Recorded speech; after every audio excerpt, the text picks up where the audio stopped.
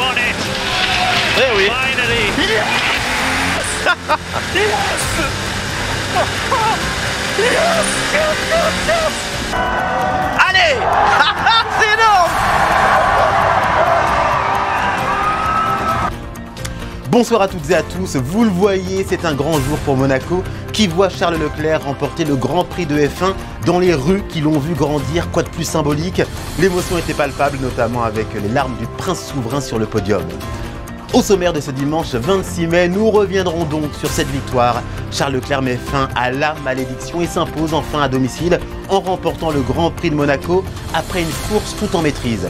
La ferveur est grande pour célébrer la victoire du Monégasque de 26 ans. Nos caméras ont capté pour vous cette liesse populaire et notamment ce concert de cornes de brume aux abords du port pour honorer le champion du jour. Dans ce journal également, un récapitulatif de la course avec Frédéric Hélion que vous retrouverez d'ailleurs aux côtés de Christophe Pacaud et Franck Phillips dans les experts dès 20h30. Les people avaient répondu présents pour assister à cette grand-messe de la F1.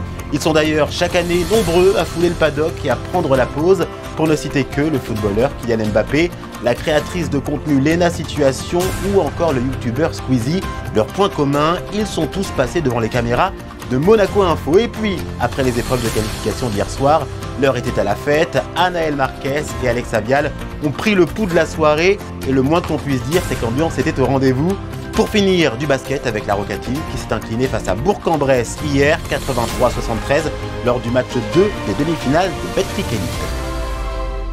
Mais sans plus attendre, écoutons l'émotion de Charles Leclerc au micro de Patricia Navarro. Je pense que les émotions et les pensées les plus difficiles à écarter pendant cette course-là, c'était celles des personnes qui m'ont accompagné jusqu'à maintenant et qui m'ont permis d'en arriver jusque-là.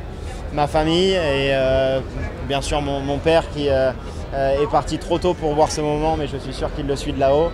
Et ça, c'était les pensées les plus difficiles à gérer parce que sur un circuit aussi difficile que Monaco, il faut savoir rester concentré.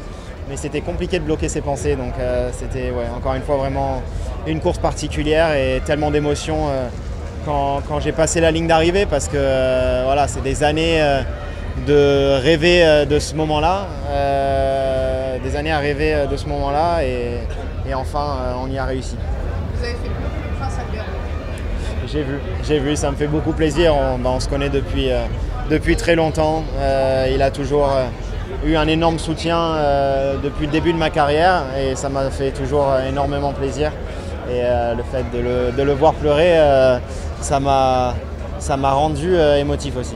Mais tout de suite, on retrouve Frédéric Hélion pour un récapitulatif de ce Grand Prix de Monaco avec une victoire importante pour Charles Leclerc, Frédéric.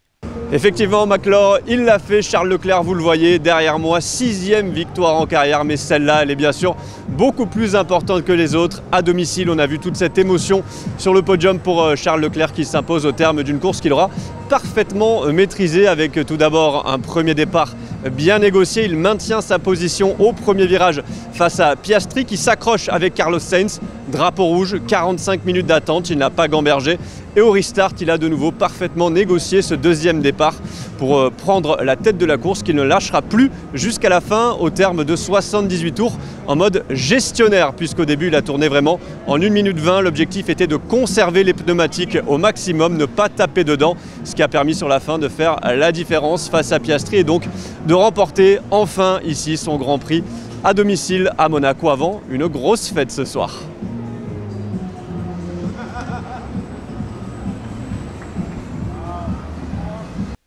Les people sont friands du Grand Prix de Monaco qui réussit l'exploit de réunir en un seul et même lieu chanteurs, acteurs, sportifs ou encore mannequins. Ils étaient nombreux à venir cette année assister à cette grand-messe de la F1. Le chanceux Yannick Debever a pu les approcher. Et oui, le Grand Prix de Monaco, c'est évidemment une course prestigieuse, mais c'est aussi un parterre de stars uniques. Et pour vous, je suis allé à la chasse aux people.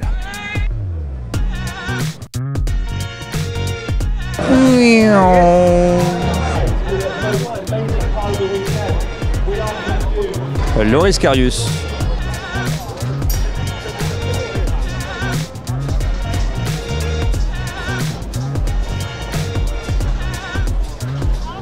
Léna, bonjour. Un petit mot sur l'expérience Grand Prix Formule 1, comment ça se passe? Ah bah ça se passe très bien. C'est la première fois que je fais un Grand Prix à Monaco et qu'il pleut pas. Donc on va voir à quoi va ressembler la course et On espère que Charles sera premier. Lucas, bonjour, un petit mot. J'ai vu que tu étais plus premier sur YouTube, c'est Thibaut InShape qui t'a dépassé. Comment tu le sens? Comment tu te sens aujourd'hui? Là, j'espère juste que Charles va être premier aujourd'hui, en tout cas, c'est tout ce que je peux te dire. On s'en fout de YouTube. On s'en fout de YouTube là, rien à foutre. On veut juste que Charles gagne à Monaco, bordel. Voilà. Merci, allez, bonne course.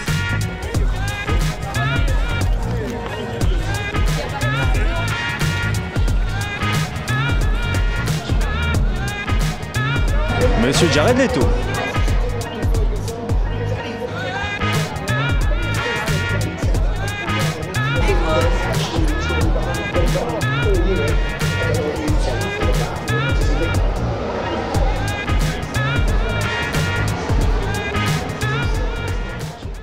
Le Grand Prix de Monaco, ce n'est pas que de la course automobile, c'est aussi l'occasion de faire la fête. Chaque année, la principauté se transforme à la tombée de la nuit pour devenir un véritable dance floor et bar à ciel ouvert.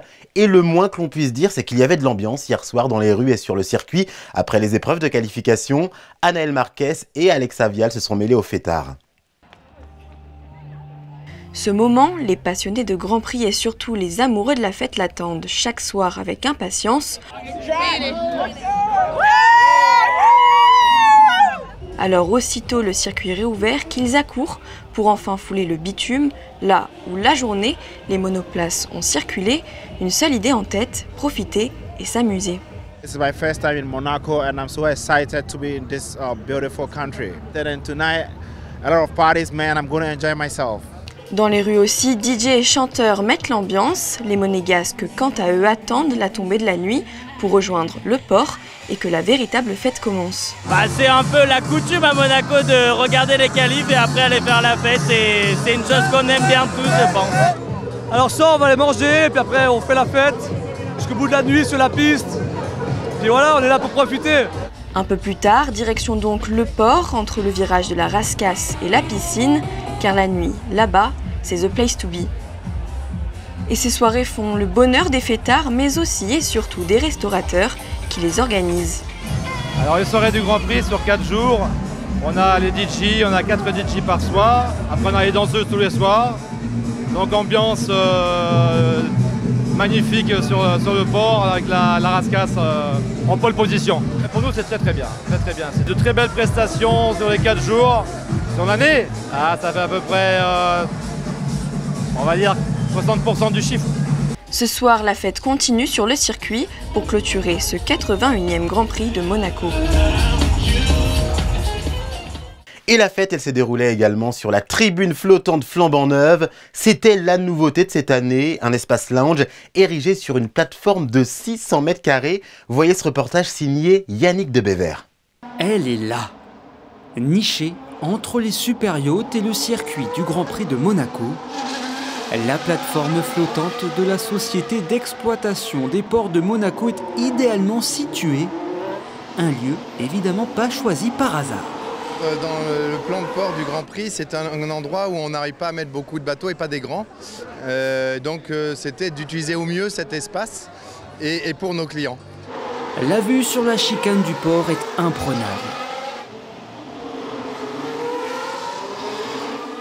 Un site exceptionnel visité par quelques guests remarqués, mais qui représente surtout une offre prestigieuse supplémentaire pour les clients des ports de Monaco. Sur le Grand Prix, on accueille 130 bateaux et il y en a 30 qui voient le circuit. Donc on a 100 qui sont dans le port mais qui ne voient pas. Et là, on leur offre une possibilité, en se déplaçant avec leur tender, un endroit où ils ont accès, de venir et d'être un endroit unique. Ériger une plateforme en mer représente un défi de taille et de poids. Une prouesse technique et technologique rendue possible après 6 mois de travail et une bonne centaine de plans architecturaux. La plateforme a été créée avec des caissons flottants qui sont les mêmes qui ont été utilisés à Mare Terra. Il y a 28 caissons flottants qui ont été assemblés, consolidés, ballastés en fonction des notes de calcul qui ont été faites pour pouvoir justement après accueillir, disons, la structure en échafaudage que nous voyons.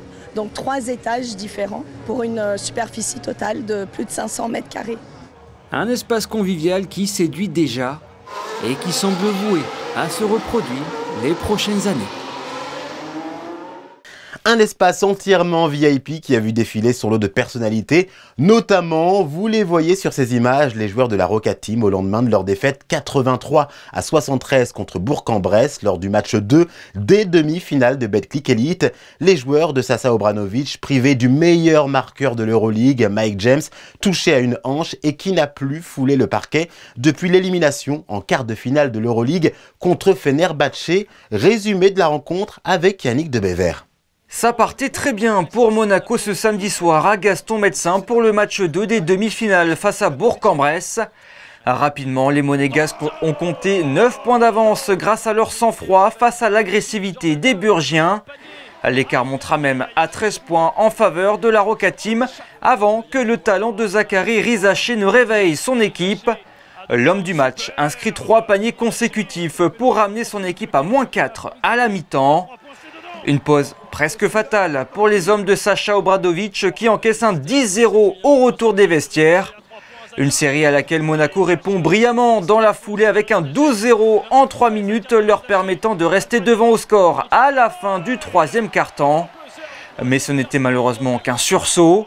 Le 4e quart est un calvaire pour la Roca Team qui n'arrive plus à poser un pied devant l'autre en attaque et qui se retrouve très souvent sanctionné par les arbitres en défense. Bourg-en-Bresse ne laisse pas passer sa chance, prend l'avantage, stabilise son écart à 5 points et s'envole finalement dans les 2 dernières minutes grâce à des énormes shoots à 3 points des arrières burgiens. Score final 73-83. Monaco n'a inscrit que 11 points dans le dernier quart-temps et Bourg-en-Bresse égalise dans cette série. Mentally, we kind of beat ourselves, so you know, congratulations to them because you know they tried to take us out of it, but I honestly feel like it was more us. We always find us in these stretches and we kind of can't recover from it. So we'll bounce back for game 3. We'll do a better job of controlling our emotions. I know today was an emotional game, and we can't let that get the best of us. It's one game. You don't win the whole series with one game, so we can't overreact to it. We have another game on Tuesday, and we'll be ready for that.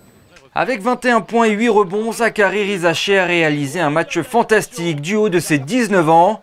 Relancé, la JL Bourg attend de pied ferme les Monégasques pour le match 3 chez eux. Ce sera mardi à 20h. Toujours en basket, ce week-end se tenait à Nancy le trophée du futur dans le cadre du championnat espoir de basket. L'AS Monaco s'est incliné 71-88 face à Bourg-en-Bresse.